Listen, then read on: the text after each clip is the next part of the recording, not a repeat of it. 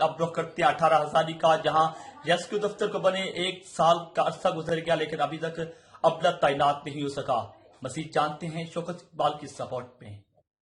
Rescue دفتر 18 کی عمارت کو بنے 1 سال سے زائد عرصہ گزر گیا مگر ابھی تک عملہ تعینات نہ ہو سکا۔ تفصیلات کے مطابق 18 جنگ میں لوگوں کو بہتر ریسکیو کی سہولیات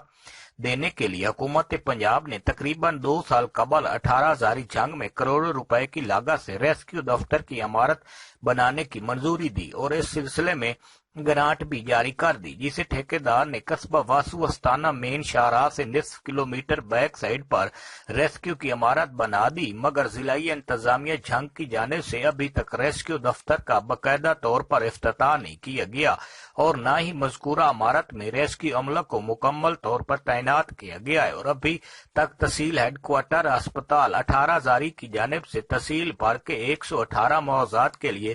ایک ہی ریسکیو گاڑی سہولیات فراہم کر رہی ہے، جو کہ تحصیل بھر کے لیے ناکافی ہے۔ عوامی اور سماجی حلقوں نے